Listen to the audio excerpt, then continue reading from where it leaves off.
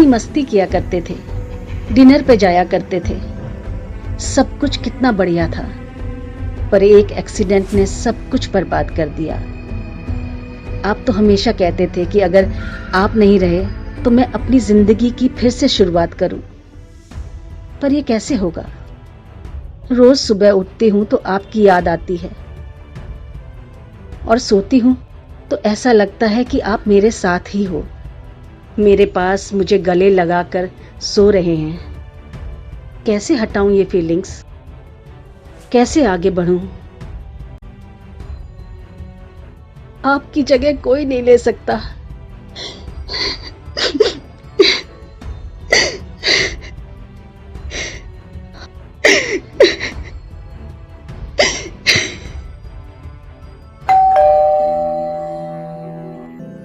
अमृता फिर से आ गई। शायद वो कुछ भूल गई होगी।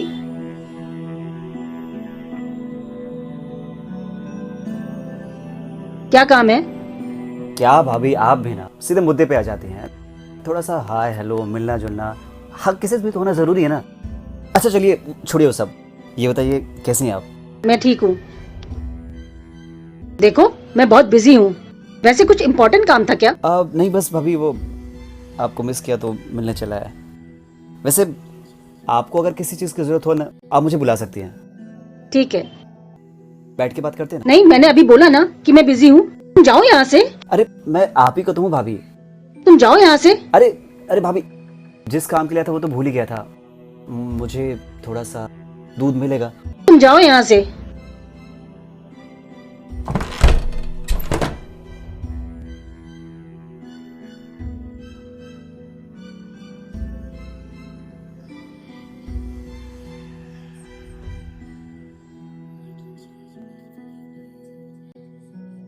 जब भी देखो कोई ना कोई आ ही जाता है परेशान करने के लिए।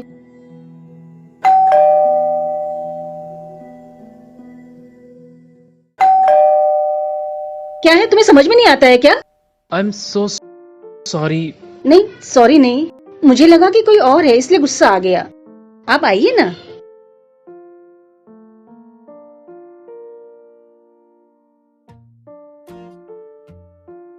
ओह सॉरी, एक्चुअली दरवाजे पे कोई बहुत टाइम से डिस्टर्ब कर रहा था, इसलिए मैंने गुस्सा कर दिया। आप प्लीज माइंड मत करना। नहीं नहीं नहीं, इट्स ओके। वैसे आप यहाँ कैसे? एक्चुअली मेरी एक बहुत इंपॉर्टेंट मीटिंग थी शहर में और रात को फिर से वापस जाना था। सोचा होटल की बजाय आपके यहाँ जाता हूँ। दीवाने आपसे मिलना हो जाएगा और कुछ बातें भी हो जाएंगी। I hope you don't mind. इसमें माइंड करने वाली क्या बात है? इनफैक्ट इसे आप अपना ही घर समझिए। वैसे भी जब नीरज थे तो आप अक्सर यहाँ आया जाया करते थे और नीरज ने तो आपसे कहा भी था, इसे आप अपना ही घर समझना। बिल्कुल सही कह रही हैं आप। एक्चुअली नीरज ने मुझे कभी कोई कमी महसूस ही नहीं होने दी। हमारा बॉन्ड ऐसा था कि लोग हमारी दोस्ती की मिसाल दिया करते थे। वो हमेशा अपने दोस्तों को आगे रखता था, हमेशा मदद के लिए हमेशा आगे रहता था। मैंने अपनी पूरी लाइफ में नीरज जैसा अच्छा इंसान नहीं देखा। पर मुझे एक बात समझ नहीं आती कि भगवान हमेशा अच्छे लोगों को ही क्यों अपने पास बुला लेते हैं। शायद लोग सही कहते हैं कि ये कलयुग का जमाना है। I am so sorry. देखिए मैंने आपको इमोशनल कर दिया। I am really very sorry. मुझे नीरज की बात नहीं करनी चाहिए थी। मैं भी कितना बड़ा बेवकूफ हूँ। नहीं ऐसी कोई बात नहीं है, अभी तो आदत सी हो गई है। पर मैं अभी अपने आप को लड़ना सिखा रही हूँ। सच्चाई यही है कि नीरज अब कभी वापस नहीं आने वाले और अब मुझे भी आगे बढ़ना होगा। देखिए आप बिल्कुल भी टेंशन मत लीजिए, सब कुछ ठीक हो जाएगा। देखिए वक्त सबको संभलने और आगे बढ़ने का एक मौका जरूर देता है।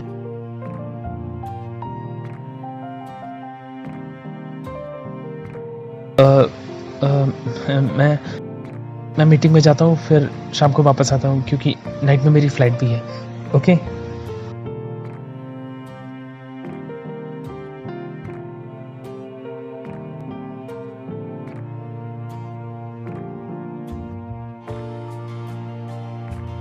वैसे आपकी मीटिंग कैसी रही?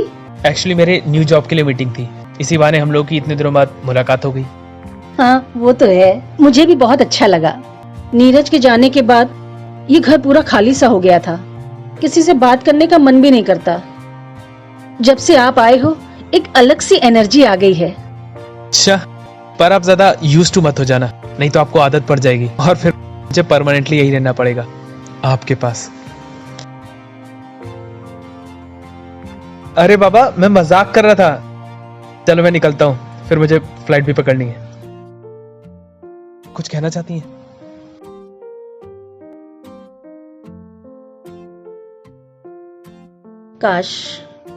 काश मैं इन्हें रोक पाती। कैसे बोलूं कि मत जाओ, मुझे बहुत अकेलापन लग। काश ये मेरे दिल की बात समझ पाते। पता नहीं आज एक ही दिन हुआ है इनको आए हुए, और आते ही मुझे कुछ अजीब सा अपनापन लग रहा है इनके साथ। लेकिन जाना भी इनका जरूरी है। भगवान कुछ ऐसा कर दो कि ये रुक जाएं। हाँ बोलिए ना। जी नहीं, मैं बस ये कहना चाहती थी कि आप फ्लाइट में अपना ख्याल रखना। ठीक है, मैं निकलता हूँ। बाय। आज रात 12 बजे से संपूर्ण देश में संपूर्ण लॉकडाउन होने जा रहा है। व्हाट? Oh shit. क्या हुआ? सब ठीक तो है ना? ये देखिए, 12 बजे मेरी फ्लाइट थी और अब 12 बजे मेरी फ्लाइट ही नहीं, पूरा इंडिया बंद होने जा रहा है।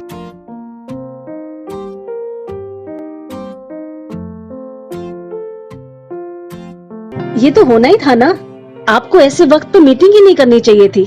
मुझे पता नहीं था ना कि ये लॉकडाउन हो जाएगा। कहते हैं ना कि जब इंसान प्लानिंग कर रहा होता है तो भगवान कहते हैं, वाह बेटा तू प्लानिंग कर रहा है, अब तुझे मैं अपनी प्लानिंग बताता हूँ। चलिए कोई बात नहीं, जो भी होता है अच्छे के लिए होता है। आप यहाँ रुक सकते हैं, इसे अपना ही घर समझिए। बिल्कुल। तो फिर अब ठीक है ना, अब मैं आपका 21 दिन के लिए मेहमान हो गया हूँ, तो फिर अब इस मेहमान की खातिरदारी तो जबरदस्त होनी चाहिए। हाँ क्यों नहीं, इसे आप अपना ही घर समझिए। अब जब तक ये सिचुएशन कंट्रोल नहीं हो जाता ना, मैं आपको यहाँ से जाने नहीं दूंगी। तो आप फ्रेश हो जाइए, मैं आपके लिए खाना लेकर आती हूँ। अरे नहीं नहीं, आप तकलीफ मत कीजिए, आप बैठिए आराम से। अरे आप बात तो सुनिए मेरी। शिट, क्या हुआ? क्या हुआ आपको? नहीं कुछ नहीं, ठीक हो जाएगा। अरे ऐसा कैसे ठीक हो जाएगा? यहाँ दिखाइए।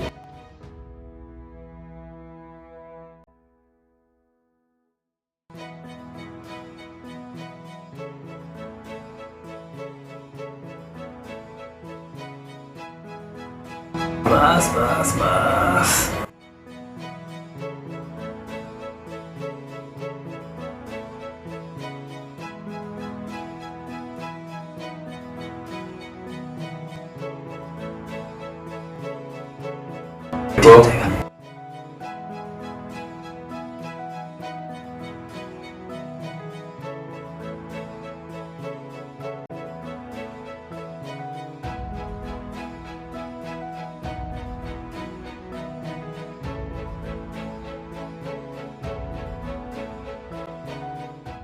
अब कैसा लग रहा है आपको? मुझे तो जोक लग रहा था, बट ये सच में ठीक हो गया। मैंने बोला था ना आपसे, मेरे नुस्खे एक से एक हैं। 2 मिनट में आपका दर्द ठीक हो गया।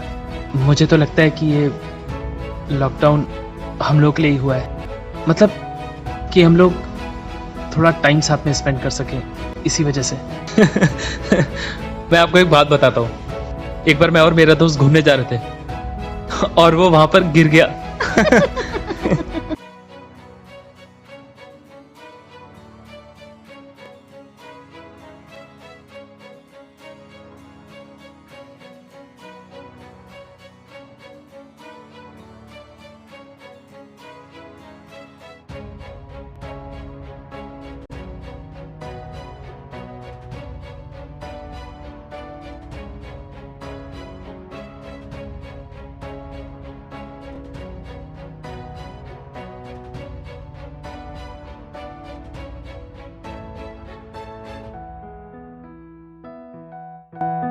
मुझे तुमसे एक बात पूछनी थी। क्या ये सब सही है? क्या नीरज अभी भी मुझे देख रहा है? और क्या वो इस रिश्ते से खुश है? और क्या तुम्हें ये चलेगा कि मैं एक विधवा हूँ? देखो, तुम्हें ये बातें बहुत अजीब सी लग रही होंगी, लेकिन मेरे दिमाग में यही सब घूम रहा है। देखो सुषमा, जब नीरज का एक्सीडेंट हुआ तो सबसे ज्यादा झटका मुझे लगा था सुषमा। और मुझे कोई फर्क नहीं पड़ता कि तुम विधवा हो या कुछ भी हो। मैं तुमसे सच्चा प्यार करता हूँ और हमेशा करता रहूंगा। देखो सुषमा, तुम्हें भी प्यार करने का हक है पूरा, फिर घर बसाने का हक है, प्यार करने का हक है और प्यार पाने का भी हक है। और मैं जानता हूं कि नीरज के बाद अगर तुम्हें कोई उतना प्यार कर सकता है तो वो सिर्फ मैं हूं। सुषमा देखो, वक्त कब क्या करवा दे कुछ पता नहीं किसी को। और आज शायद हम लोग यहाँ बैठे हैं, इसमें भगवान की ही मर्जी है।